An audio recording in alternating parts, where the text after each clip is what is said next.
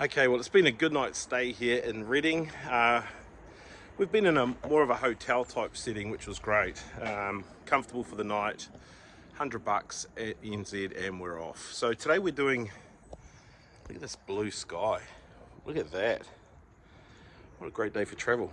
So today we're doing something that we've known about for ages, but we haven't actually connected on, and that's Blablacar. If you don't know about Blablacar, it's spelled B-L-A-B-L-A, and if you Google that, you'll see it's an interesting sort of rideshare model. And so for us, it was the cheapest option to get from Luton Airport up towards Leeds and Wakefield, where we're headed. And we'll tell you more about it on the journey.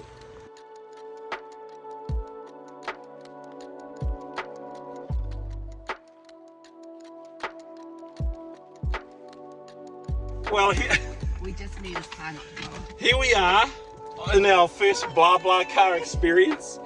And like, the guy's an Aussie, he's an Aussie dude, we're Kiwis. Nice guy. We do it all pretty simple. Yeah. But if you can't see Danielle, that's because he's actually shifting house. So I'm... So this is a totally new experience. This is probably why you pay £22 for a 3.5 hour drive as opposed to £100 on a train or £60-70 on a bus. So this is going to be quite a trip. Danielle is kind of wedged back there. I'm all good. It's only a couple of hours. If it was an 8-hour trip, it could be a bit tricky because I can't move. But yeah, way to go. We're not sure if we'll be able to get much footage while we're traveling, but you just need the car to make the trip, to get there. I think his car's okay. With all this weight in it. Because it's not just what's in the car, he's actually got roof racks and everything on top. So she's a bit of fun, whānau. Follow here for more Gap at 50 adventures. So how's the Blablacar working out for us? So far so good. Alex, our guy, he's such a good dude. You can tell he's in hospitality and the tourism space. In fact, very interesting guy. I'll get him to tell you a little bit about his business and what he does, because driving Kiwis, having post-midlife crises around Europe is not his main gig. But yeah, I'll get Alex to explain what he is and tell you a little bit about his business in a minute. But yeah, so far so good, man. We're humming along, toilet stop, can't beat it. Yeah, Alex here from Eurocycle Adventures, just giving Trev and Danielle a ride up to Wakefield here. So we actually run cycle tours, me and my brother, throughout Europe, multi-day trips, carry your own stuff, on hybrid bikes, see the scenery, great culture, all that sort of stuff. You can find us at eurocycleadventures.com.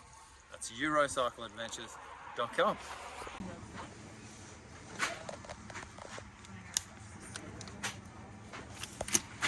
Welcome to my life, helping Danielle with her cell phones. This is a really timely break for us. We're staying at the moment with Danielle's uncle Roger and auntie Dee.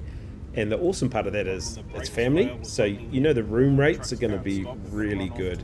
But today Uncle Roger wanted to take us out to Whitby, out to the coast, and so we're travelling along countryside that's just rolling with stone walls, classic Yorkshire views as we head out to the coast, and the views here just stretch for miles and miles.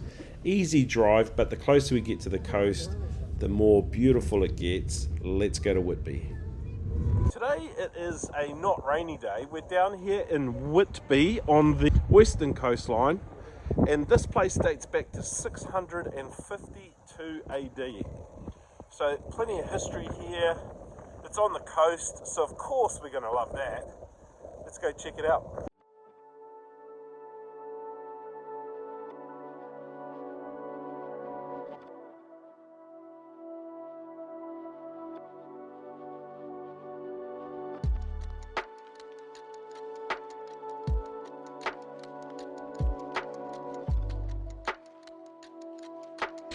So Whitby is coastal and it is famous for scampi. Scampi's kind of like a prawn or a shrimp, and so it's a busy place here where they catch scampi. It calls itself the home of the scampi.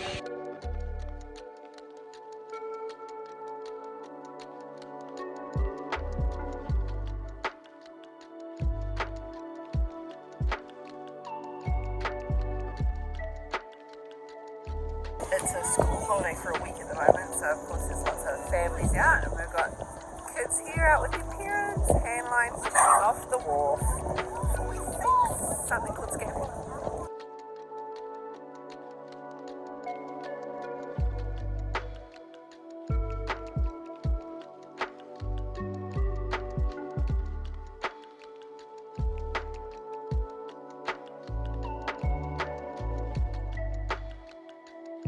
So this is a really busy little walkway here, road, but it's also a swing bridge, so the bridge will swing open so that bigger boats can come in and out of the Whitby harbour here. The first swing bridge here was built in 1835, died around 1905.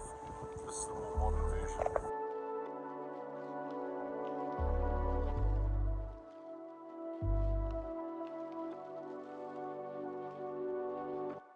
Whitby is famous for something called jet, and I've never heard of it before.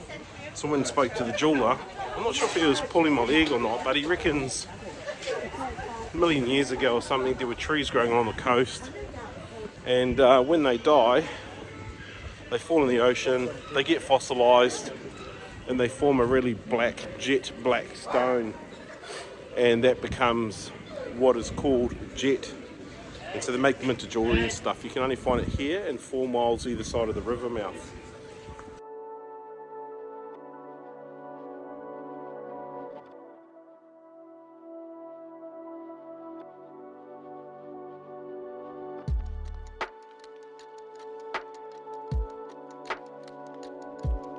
Another really just cool old town space just to go and wander around. I don't think we're wandering around 625 AD locations, but it's obviously been here for a very, very long time. Okay, so it's winter here, and I would say Whitby is unusually busy today, but right now it's school term holidays, and so families are on holiday, a lot of people around. They probably wouldn't be here this time of the year, but I can guarantee you in summer this place will be packed.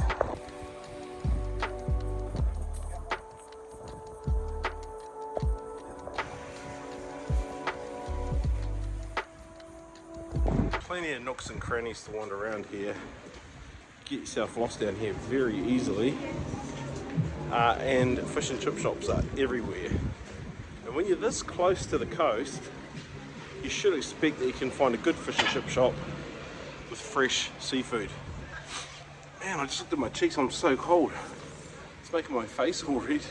I just heard a mum telling her kid, there's no such thing as bad weather, there's just bad clothes. I agree.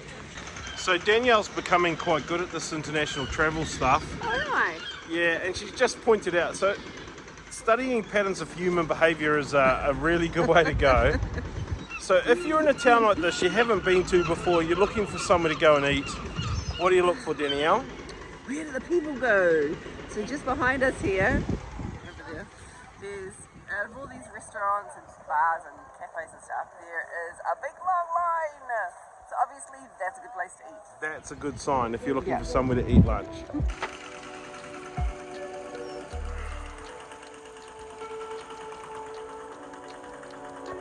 Okay, well we've just had that fish and chips for lunch.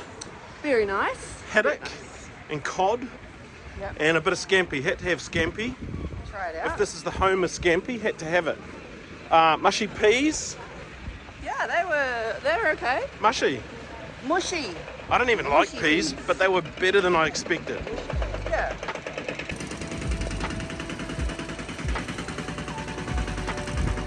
Oh, so we're going the same way we did. So we're on a bit of a mission here, just to head down to the waterfront, find the river mouth where it opens out. So it's quite pretty down here. Now that it's warming up a little bit, it's getting better too. Of course, Danielle with her attention deficit disorder is like, what's that?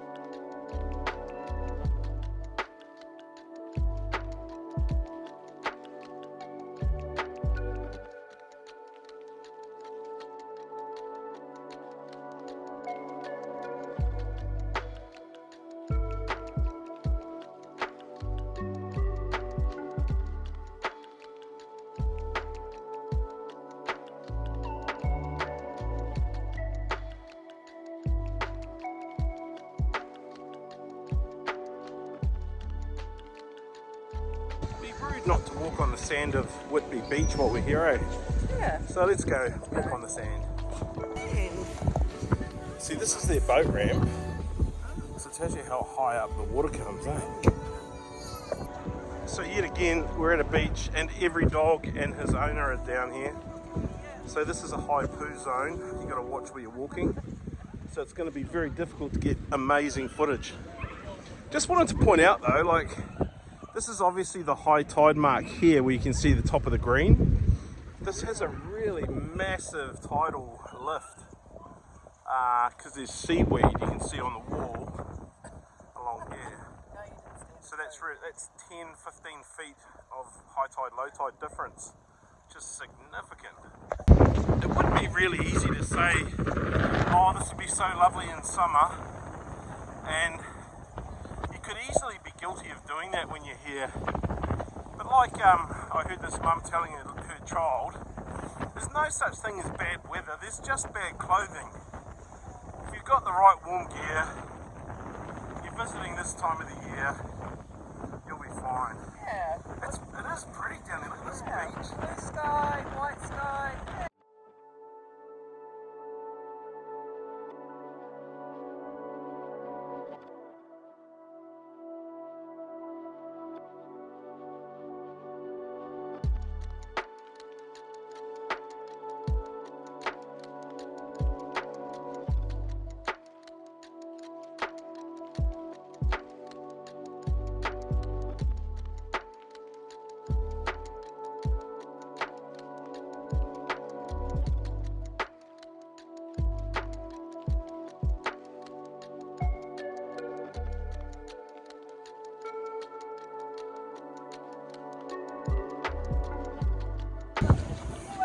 What do you know about the Abbey there, Danielle?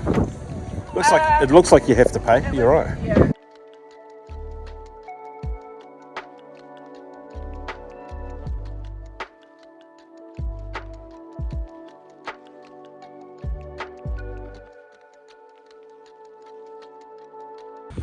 A monastery was built here behind us in the 7th century, and of course the monks lived there for a very long time. But then around between the 13th and 15th century there was nothing left of it above the ground, and so they built what we see today, which is the Abbey, and that's what's left of it now. It's also a great place to come up and get a viewpoint actually of the town of Whitby and the beach down below. So we've left Whitby now and we're just wandering around a little town called Gothland. And Gothland was the village that, I don't know if you've ever heard of a program called Heartbeat, but it was set here. And nice little village to visit, wander around.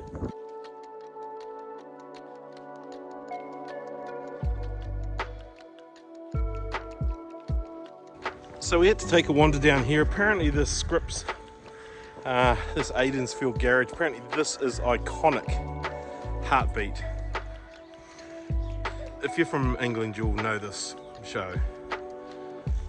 I don't think I've ever watched it.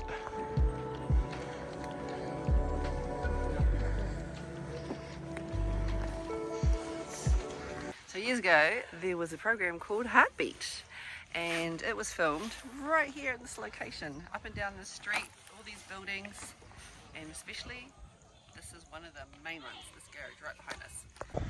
All in all, today's been quite a cool day, touring around the Yorkshire moors and the Yorkshire coastline. Whitby, what a cool little place. Beautiful, I bet. On a sunny hot day, it will be amazing. But also, just why not come and look at this place where they shot that TV program. It's a cute little village. You know, we drive an hour and a half back. Huh?